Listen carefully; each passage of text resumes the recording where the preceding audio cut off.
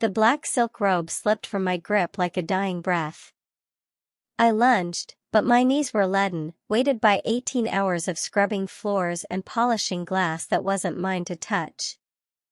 I watched, paralyzed, as the fabric caught a stray gust of humid air, billowing over the edge of the rooftop patio like a ghost seeking the sky. My cheap, worn sneakers squeaked against the Italian marble as I scrambled toward the edge, my heart hammering a frantic rhythm against my ribs. It wasn't the fall that terrified me, it was the cost. My mind immediately began the desperate, familiar math of the poor. How many months of rent was that single piece of silk? How many double shifts would it take to pay back a man who could buy my entire life with the change in his pocket?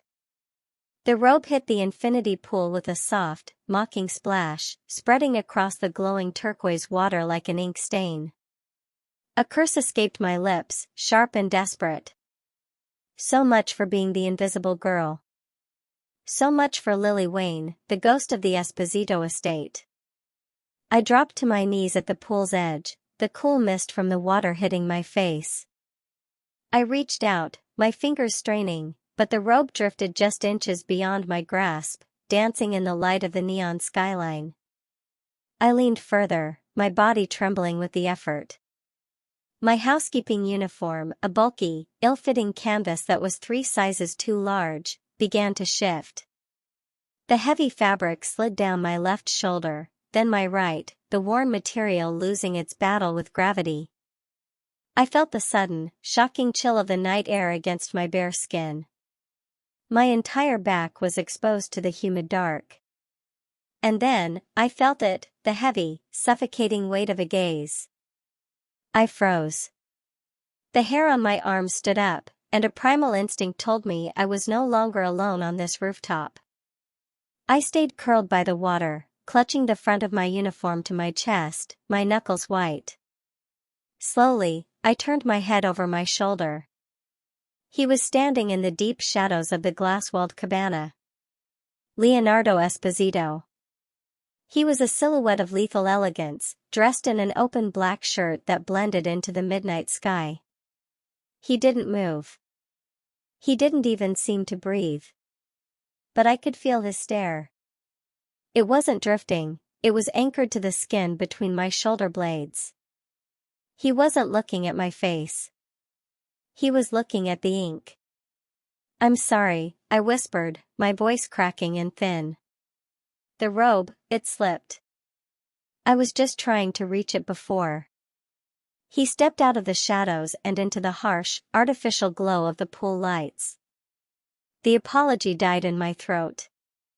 He was dangerously handsome, his features carved from the same cold marble I had been scrubbing all morning. His jaw was a sharp edge, his dark hair swept back with a precision that felt like a warning. But it was his eyes that stopped my heart. They weren't filled with the bored lust I usually saw in the men who visited this house. They were filled with a cold, terrifying recognition. "Where did you get that mark?" His voice was a low vibration, the kind of quiet that precedes a storm. I fumbled with the heavy fabric of my uniform, trying to pull it back up, but my hands were shaking too violently to find the sleeves.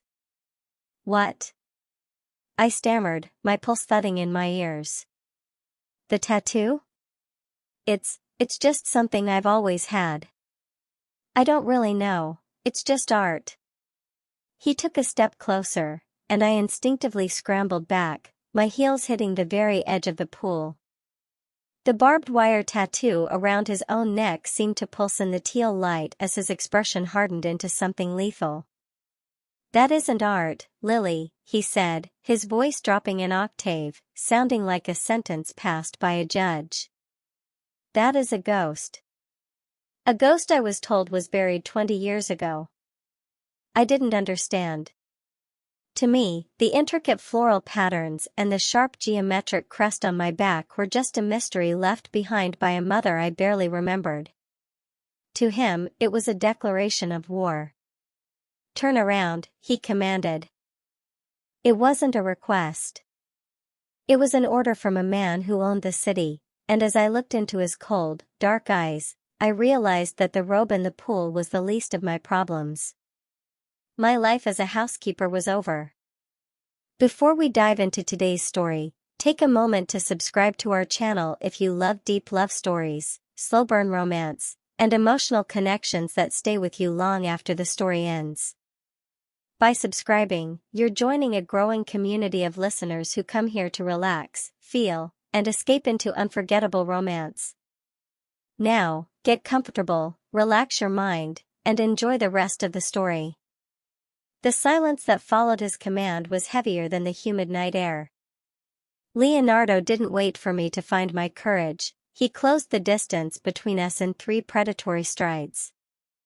Before I could scramble away, his hand shot out, his fingers locking around my upper arm. His grip wasn't cruel, but it was absolute, the kind of strength that reminded you that resistance was a fairy tale. "Come with me," he said, his voice a low vibration that seemed to rattle the very bones in my chest. I stumbled as he led me away from the shimmering turquoise pool and toward the secluded guest house at the edge of the estate. I tried to pull my uniform back over my shoulder, but my fingers were useless, fumbling against the rough fabric. My mind was a storm of panic. Was he going to fire me? Hand me over to the police for trespassing in his private thoughts? The guest house was a minimalist cage of glass and steel, glowing with the same cold, blue light as the rooftop.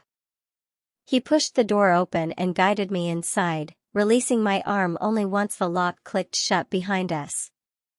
The room smelled of expensive leather and something metallic, like the edge of a blade. "Sit," he directed, gesturing toward a low-slung velvet chair. I didn't sit. I couldn't. I turned to face him, clutching the front of my oversized shirt so tightly my knuckles ached. Leonardo stood by the window, the neon lights of the city skyline reflecting in his dark eyes. He looked like a king contemplating a fallen kingdom. Slowly, he reached up, tracing the barbed wire tattoo that circled his own throat, his gaze never leaving mine. "I told you, I don't know what you think you saw," I started, my voice trembling. "It's just a tattoo. I was young, I was stupid." "You were never stupid, Lily Wayne," he interrupted, his voice cutting through my lies like a scalpel. "And you were never a nobody. You've spent your life hiding in the corner of my house, scrubbing my floors, acting like a ghost. But that mark on your back? That is a loud, screaming ghost that has been haunting the Esposito family for 3 generations." He walked toward a lacquered desk and picked up a heavy, silver lighter, flicking the flame to life. The orange glow danced across his sharp jawline, making him look even more like a devil in a silk shirt. "The floral patterns, the geometric crest hidden in the petals, that isn't art," he said, his eyes locking onto mine with a terrifying intensity. "It is the seal of the Valenti. The lost bloodline.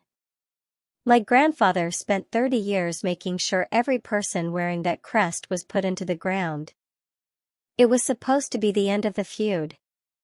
A clean slate for the Espositos." My breath hitched.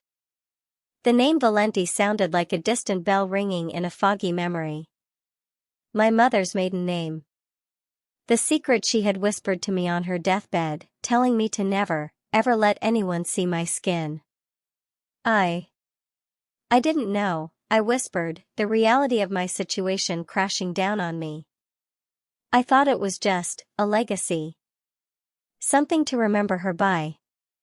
Leonardo took a step closer, stepping into my personal space until I could smell the faint scent of cedar and expensive tobacco on his breath. He reached out, his thumb catching under my chin and forcing me to look up at him. "It's a death sentence, Lily. If my cousins find out you're breathing in this house, they won't stop until the pool outside runs red with your blood." His eyes softened for a fraction of a second, a flicker of something that looked almost like pity before it was replaced by a hard, glittering resolve. He let go of my chin and stepped back, crossing his arms over his muscular chest. "You're not going back to the servants' quarters. From this moment on, you don't exist to the world. You stay in this room.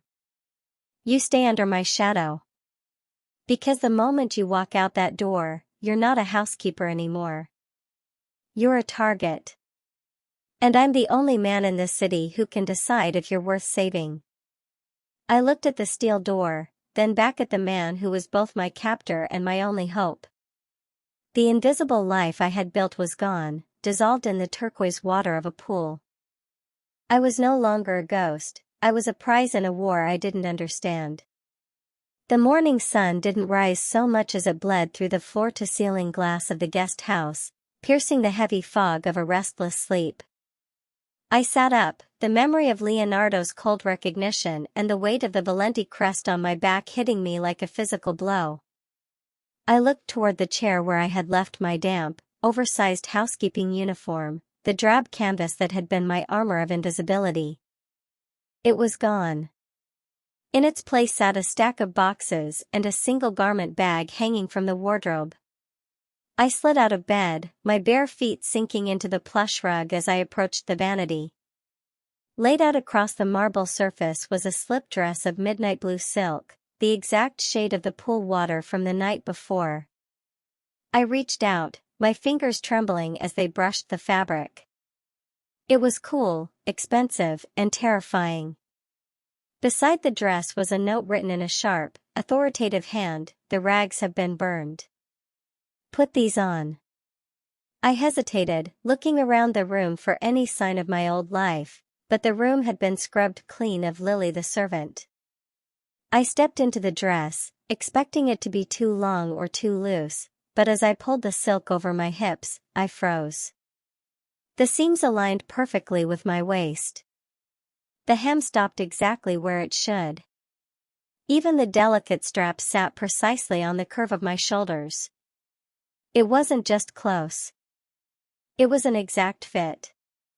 A cold shiver that had nothing to do with the air conditioning raced down my spine.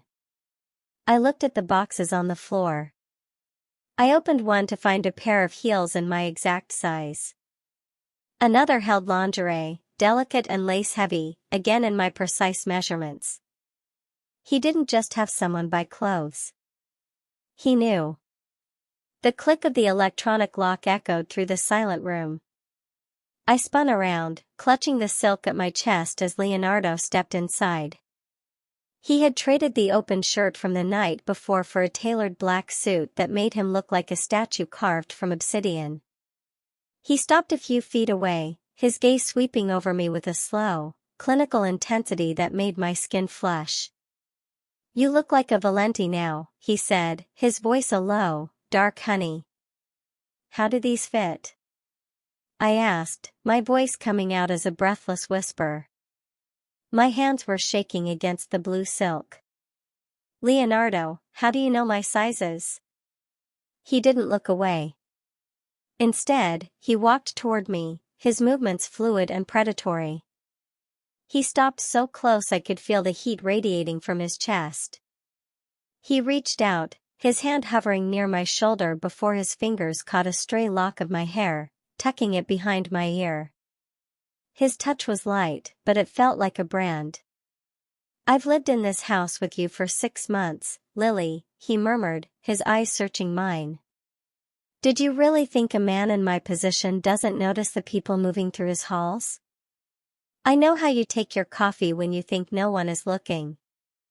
I know which books you pull from my library to read when the shifts are long. And I certainly know the dimensions of the woman who has been haunting my peripheral vision since the day she arrived." I backed away, my heart thundering. "You've been watching me. This whole time, while I was scrubbing your floors, you were measuring me?" "I was observing a variable I couldn't place," he corrected, his expression hardening back into a mask of granite. "I knew there was something different about you. The way you carried yourself, even in rags. The way you looked at the art on the walls like you belonged among it. The tattoo only confirmed what my gut already knew. He walked toward the wardrobe, pulling a heavy cashmere wrap from the hanger and tossing it toward me. Don't mistake my attention for kindness, Lily. In my world, information is the only currency that matters. I know you because knowing you keeps me in control. Now, put on the wrap. We have people arriving within the hour who would kill to have what you're wearing, and what's written on your skin. You're no longer the girl who cleans the messes. You're the mess I have to manage. I wrapped the soft wool around my shoulders, feeling the weight of the tailored trap I had fallen into. The silk against my skin felt less like a gift and more like a uniform for a much more dangerous job. I wasn't his guest, and I wasn't his servant. I was a secret he had been grooming long before the robe ever hit the water. The heavy silence of the guest house was broken only by the rhythmic ticking of a grandfather clock that sounded like a countdown. Leonardo stood by the reinforced glass door, his silhouette framed by the sprawling, neon-veined city below. He looked at the electronic keypad, his fingers moving with a cold, deliberate grace as he punched in a code. A soft chime echoed through the room. The magnetic lock disengaged with a heavy, final click. He stepped aside, gesturing toward the door with a slight tilt of his head. The door swung open just a fraction, revealing the hallway that led back to the service elevators, back to the world where I was just Lily Wayne, the girl with the worn sneakers and a mountain of debt. "You're free to leave, Lily," he said. His voice was devoid of emotion, a flat, terrifying monotone. "I won't stop you. I won't send my men after you. The trap is open." I stared at the sliver of the hallway. Freedom. It was everything I had wanted since the moment the robe hit the water. I looked down at the midnight blue silk dress, feeling like an imposter in the skin of a queen. My heart hammered against my ribs, a trapped bird sensing a gap in the cage. "Why?" I whispered, looking back at him. "Why let me go now, after everything you said about ghosts and death sentences?" Leonardo leaned against the doorframe, his muscular frame blocking out the light. The barbed wire tattoo on his neck seemed to darken as he watched me. "Because I don't keep prisoners who don't understand the value of their cage," he murmured. "But before you take a single step into that hallway, you need to understand the equation you're solving. You think you're walking back to your life. You think you'll go back to your cramped apartment, find a new job, and disappear." He took a step closer, his shadow falling over me. "But you forgot one thing. I'm not the only one who was watching the rooftop last night. My security cameras are secure, but the eyes in the high-rises across the street? The spies who trade in Esposito secrets? They saw a woman on my balcony. They saw the Valenti crest." He reached out, his hand hovering near the open door. "You won't survive 3 blocks, Lily. By the time you reach the main gate, your face will be on every burner phone in the Sicilian underground. They won't see a housekeeper. They'll see a trophy. A way to hurt me. A way to settle a 100-year-old debt. They'll take you, and they won't be as patient as I've been. They won't ask where you got the tattoo. They'll just cut it off your back to prove you're dead." I looked at the open door, then at the predator standing in front of me. The hallway, once a symbol of escape, now looked like a throat waiting to swallow me whole. The city lights outside weren't stars, they were the eyes of 1,000 hunters. I felt a cold sweat break out along my spine, right over the ink that had ruined my life. He was testing me. He was showing me that my freedom was an illusion, a death sentence wrapped in a gesture of mercy. "You're trying to scare me," I said, though my voice betrayed me with a tremble. "I'm trying to make you realize that you're an impossible equation," Leonardo countered, his dark eyes narrowing. "You are a Valenti in an Esposito house. There is no middle ground. You are either my greatest liability, or you are the piece I use to checkmate the city." He reached out and took my hand, his palm warm and calloused against my shaking skin. He didn't pull me away from the door, he simply held me there, at the threshold between two deaths. Choose, Lily. Walk out that door and meet the ghosts on your own. Or stay here, in the dark, and let me teach you how to haunt them back. I looked at the hallway one last time before reaching out and grabbing the heavy steel handle. I didn't push it open. I pulled it shut. The lock clicked back into place, sealing us in the blue-tinted shadows of the guest house. Leonardo didn't smile, but I saw the flare of triumph in his gaze as he let go of my hand. The test was over. The real game was beginning. The blue-hued silence of the room felt thicker now that the door was irrevocably locked. Leonardo didn't move away after I chose to stay. Instead, he seemed to expand, filling the space between us with a tension that was almost electric. The air conditioning hummed, but I felt a feverish heat rising in my chest as he stepped toward the vanity, his eyes never leaving mine. "Turn around, Lily," he said. His voice was no longer a command of the dawn, but something softer, laced with a dark curiosity that made my breath hitch. I obeyed, my movements slow and deliberate. The silk of the midnight blue dress felt like a second skin, but as I turned my back to him, I felt utterly exposed. I reached for the cashmere wrap, intending to cover myself, but his hand intercepted mine. His fingers were cool as they brushed against my wrist, gently pushing the wrap aside. I heard the soft rustle of silk as he adjusted the thin straps of the dress, lowering them just enough to reveal the full extent of the ink.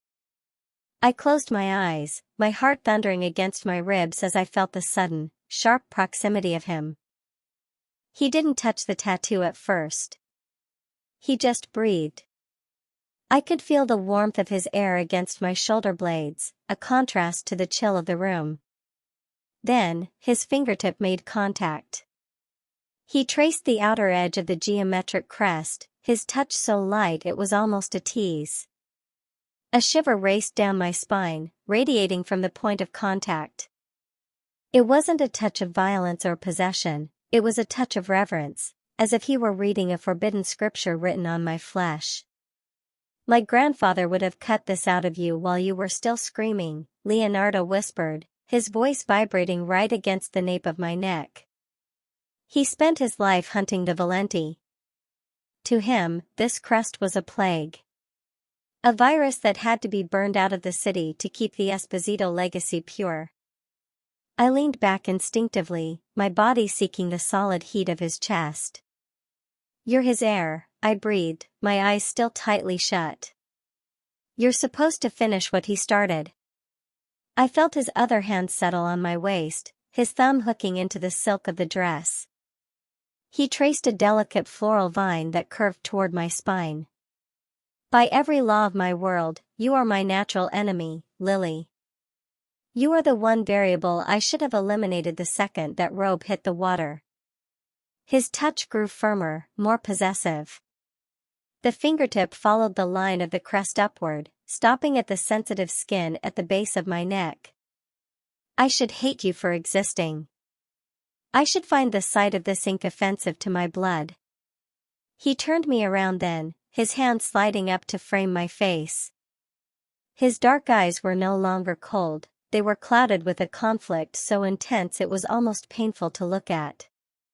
The barbed wire tattoo on his throat seemed to tighten as he swallowed, his gaze dropping to my lips before snapping back to my eyes. "But every time I look at you, the duty I've carried for 30 years feels like ash," he murmured, his thumb brushing over my lower lip. "My instinct isn't to destroy the ghost, Lily. It's to build a fortress around it. I look at this mark and I don't see a threat to my power. I see the only thing in this city that I actually want to keep." I reached up, my fingers trembling as I touched the lapel of his black suit. "Why me? I'm just a housekeeper. I'm nobody." Leonardo leaned down, his forehead resting against mine.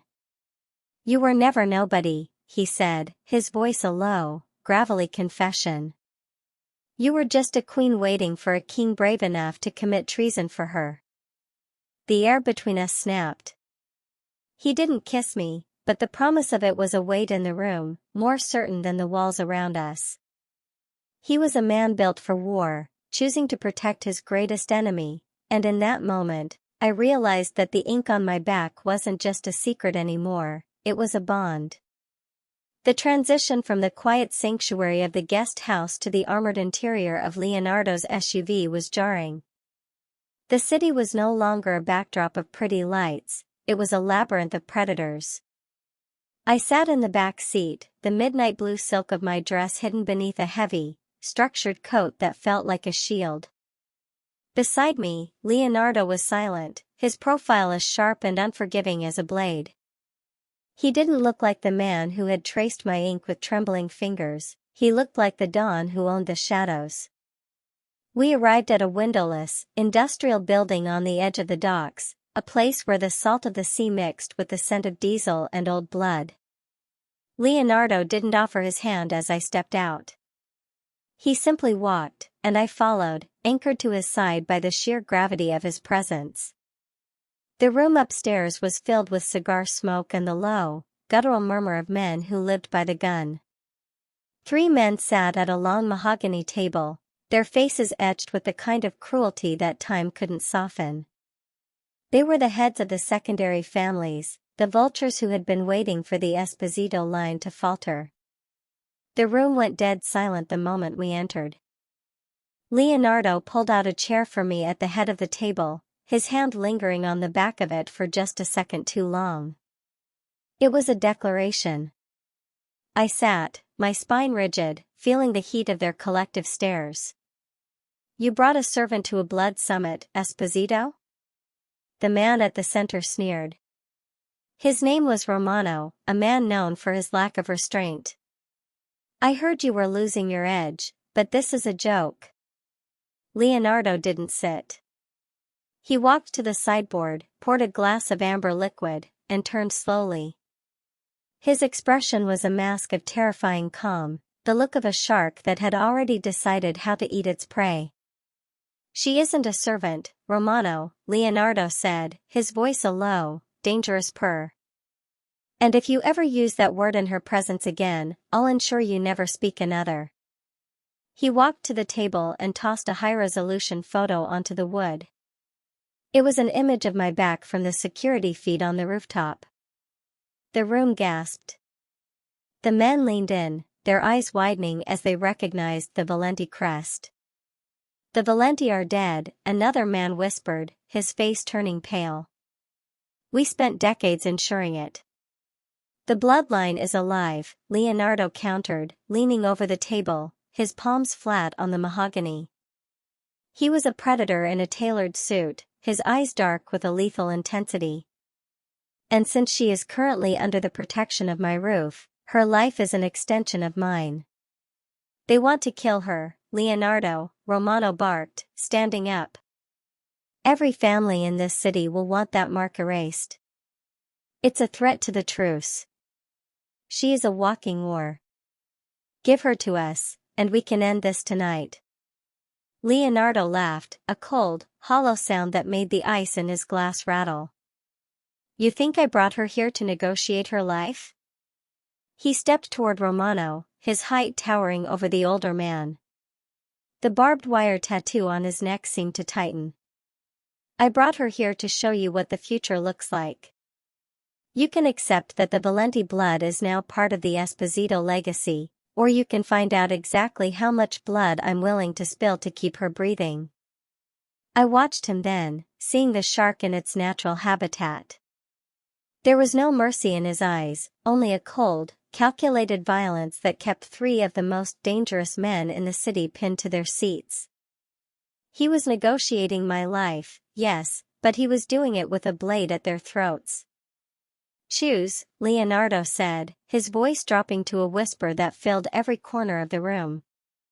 A truce under my terms, or a war that will leave none of you standing. The silence that followed was the heaviest I had ever known. In that moment, I realized I wasn't just a girl who had dropped a robe. I was the ammunition in Leonardo's gun, and he was more than ready to pull the trigger.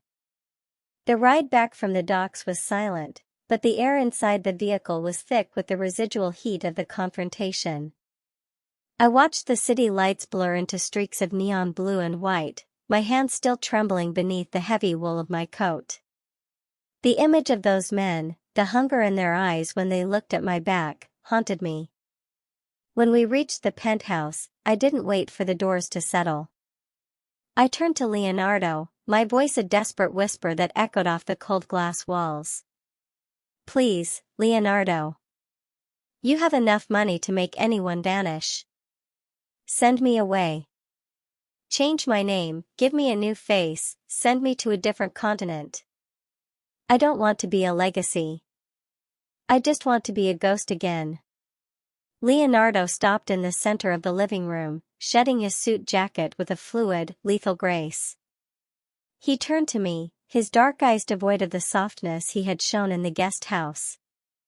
The shark I had seen at the docks hadn't gone away, he had simply brought the ocean home with him. Disappear? He asked, the word sounding like a mockery. You think a new name will change the blood in your veins?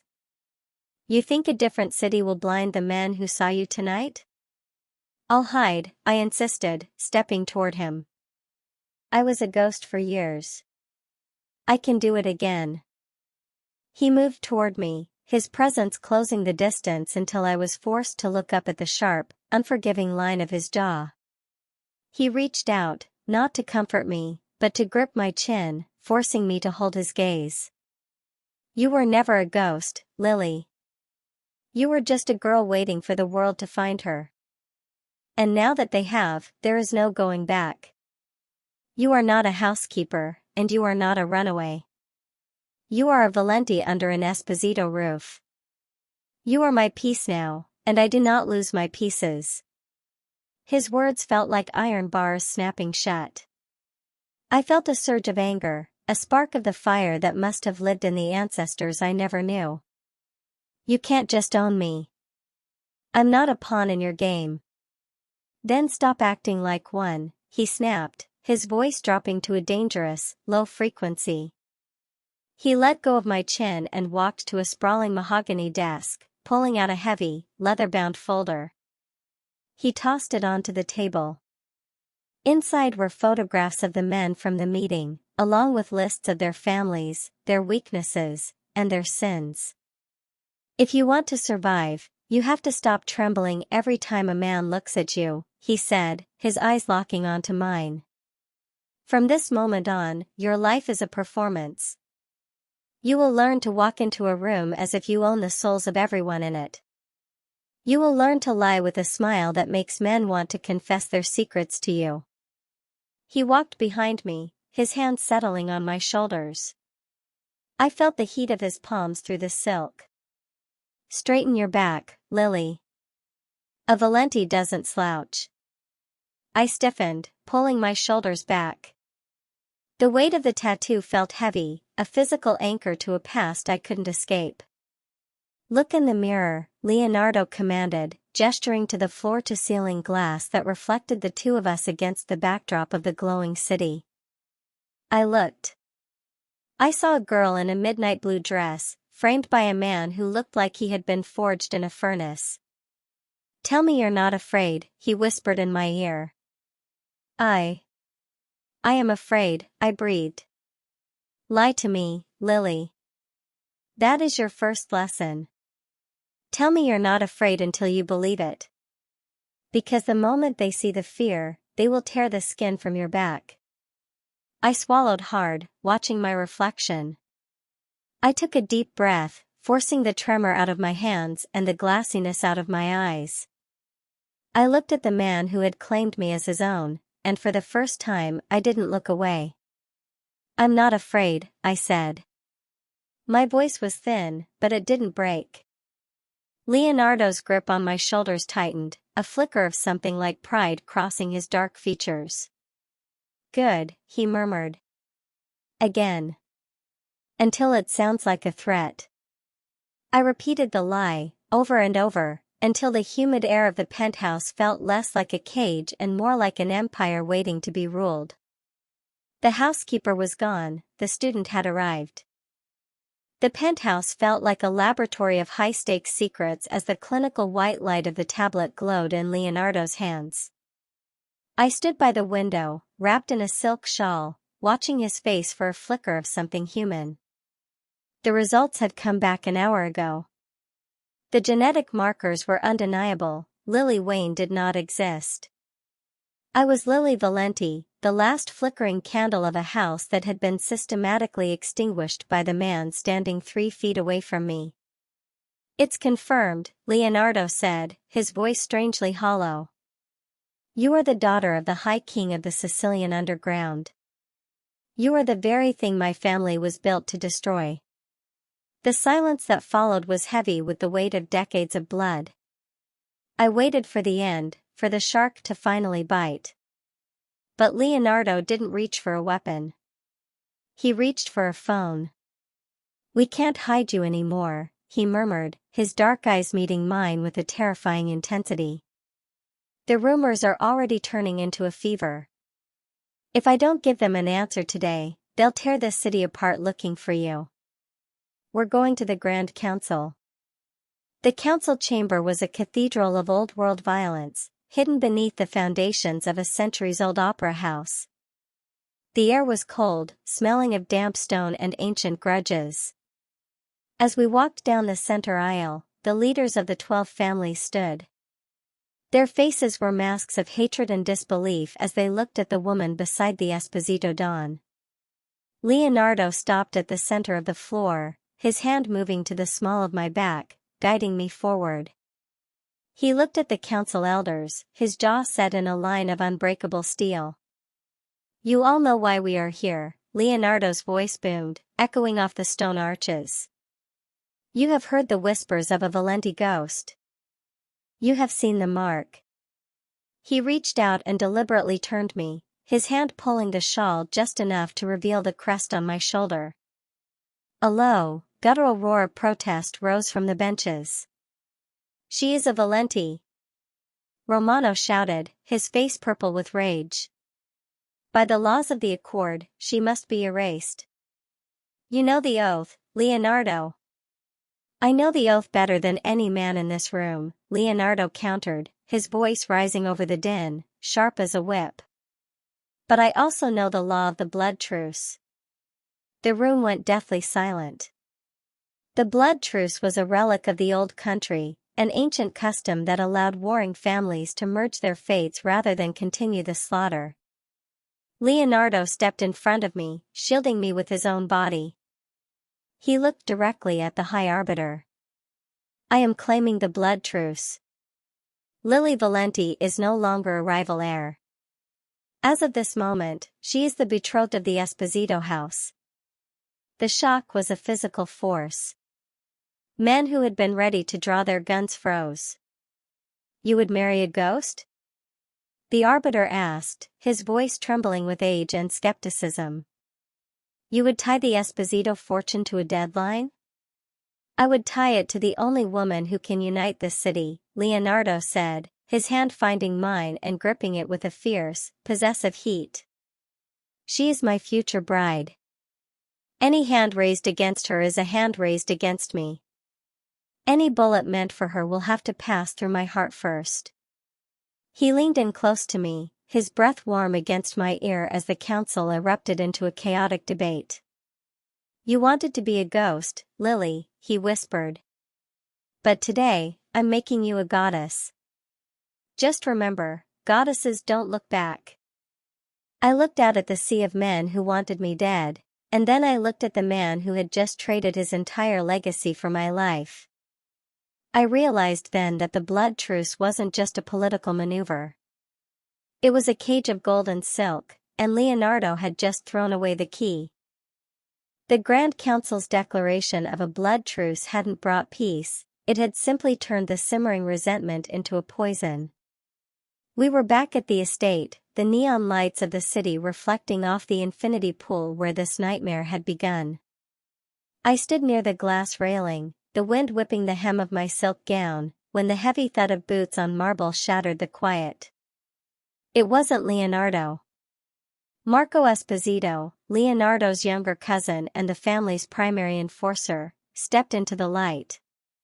His face was a mask of disgusted fury, his hand resting on the holstered weapon at his hip. He looked at me not as a future bride, but as a stain that needed to be bleached from the family crest. "You've lost your mind, Leo," Marco spat, his voice echoing off the glass. Leonardo stepped out from the shadows of the cabana, his presence immediately cooling the air. He didn't say a word, but the set of his shoulders was a warning. "This, housekeeper?" Marco continued, gesturing wildly at me. "You're trading our history, our legacy, for a girl with a dead name tattooed on her back? The elders are laughing at us. The streets think you've gone soft because of a pretty face and a silk dress." "It isn't an obsession, Marco," Leonardo said, his voice dangerously low. "It's a strategy. One you're too blind to see." "Strategy?" Marco laughed, a harsh, jagged sound. "It's a sickness. And I'm going to cure you of it." In a blur of motion, Marco drew his weapon. But he didn't aim at Leonardo. He aimed at me. My heart stopped. Time slowed to a crawl. I saw the flash of the muzzle, heard the deafening crack of the shot, and instinctively flinched, waiting for the cold impact. But instead of the sting of a bullet, I felt the heavy, solid weight of Leonardo's body slamming into mine. He tackled me to the marble floor, his massive frame shielding me from the world. The rooftop erupted into chaos. Leonardo's men and Marco's loyalists traded fire, the glass of the cabana shattering into a million shimmering diamonds that rained down like lethal snow. I was pressed against the cold stone, the scent of gunpowder and Leonardo's expensive cologne filling my senses. Leonardo didn't hesitate. He rolled, drawing his own suppressed pistol with a fluid, terrifying precision. He looked at Marco, his own blood, the boy he had grown up with, and I saw a flicker of profound grief in his dark eyes. It lasted for only a heartbeat before it was replaced by the shark I had come to fear and rely on. "You made your choice, Marco," Leonardo whispered. Leonardo fired. 2 shots, rhythmic and final. The shouting stopped. The only sound left was the hum of the city and the soft splash of something hitting the pool. I looked up from the floor, my breath coming in ragged gasps. Marco lay still on the marble, the light of the neon signs fading from his eyes. Leonardo stood up, his black shirt torn and stained, but his gaze was fixed entirely on me. He didn't look at his fallen cousin. He didn't look at the carnage. He reached down, his hand steady as he pulled me to my feet. He checked me for wounds, his fingers tracing my arms, my shoulders, and finally, the ink on my back. "Are you hurt?" he asked, his voice raw. I'm okay," I stammered, looking at the blood on the floor. "Leonardo, he was your family." Leonardo pulled me into his chest, his grip so tight I could feel the frantic thrumming of his heart against mine. His chin rested on my shoulder, right above the Valenti crest. "I told you, Lily," he murmured, his voice a jagged promise. "You are the only thing in this city I'm keeping. Blood doesn't make a family. Loyalty does. And my loyalty belongs to the woman who carries the ghosts I've chosen to protect." In the wreckage of the rooftop, I realized the truce was truly over. Leonardo hadn't just protected me, he had burned his bridge to the past. He had chosen the enemy's daughter over his own blood, and as we stood together in the shadows, I knew there was no turning back. We were the only two left in the world. The chaos of the night had settled into a heavy, expectant silence, leaving only the scent of ozone and the distant hum of the city that seemed to watch us with a million blinking eyes. I stood on the edge of the rooftop balcony, my hands resting on the cold glass railing. The midnight blue silk of my gown fluttered in the breeze, no longer feeling like a borrowed costume, but like armor. Below me, the city of Rome stretched out, a sprawling empire of ancient stone and modern sin. I looked down at the pool, its turquoise water now still and undisturbed, reflecting the moon like a polished mirror. It was hard to believe that only a week ago, a falling robe and a clumsy lunge had destroyed the only life I knew. That girl, the one who lived in fear of a docked paycheck and a torn uniform, was dead. She had died on the marble floor alongside Marco Esposito. A familiar warmth pressed against my back as Leonardo joined me. He didn't say a word, simply wrapping his arms around my waist and pulling me flush against his chest. His chin found its usual place on my shoulder, his stubble grazing the sensitive skin just above the Valenti crest. His touch was no longer the clinical observation of a captor, it was the steady, grounding weight of a man who had burned his world down to keep me in it. "Any regrets?" he whispered, his voice a low rumble that vibrated through my spine. I leaned back into him, letting the heavy cashmere of his coat shield me from the wind. I thought about the ghost I used to be, the quiet, exhausted housekeeper who lived for the shadows. Then I thought about the power I felt when the Grand Council fell silent at my name, and the way the city seemed to hold its breath when Leonardo took my hand. "No," I said, and for the first time, my voice carried the resonance of a threat. "I'm tired of hiding, Leonardo." He tightened his grip, his fingers splaying across my stomach. "Good. Because the truce is just a word on a piece of paper. The families will come for us. They'll try to find the cracks in the Esposito Foundation, thinking I've grown weak because I chose you." I turned in his arms, my hand sliding up his chest to rest on the barbed wire ink at his throat. I looked into his dark eyes and saw the shark, but I also saw the partner. I saw the man who had taught me that survival wasn't about disappearing, it was about becoming the most dangerous thing in the room. "Let them come," I said, a slow, lethal smile tugging at my lips. "We'll show them what happens when the two bloodlines they tried to kill finally unite." Leonardo's gaze darkened with a fierce, possessive pride. He leaned down, his lips brushing against mine in a kiss that tasted of salt and iron and absolute victory. We stood together on the heights of the city, the Don and his queen, two ghosts who had decided to stop haunting the past and start ruling the future. The city lights flickered below us, and I realized I wasn't afraid of the fire anymore. I was the one holding the match. Together, we weren't just going to survive the underworld, we were going to burn it down and build something new in the ashes. If this story touched your heart, please press like and share it with those you love so they too can hear this meaningful tale. Do not forget to subscribe and turn on notifications so you do not miss the emotional stories we bring you every day. We sincerely thank you for staying with us until the very last moment. Wishing you and your loved ones abundant health, joyful lives, and hearts always full of love. Goodbye.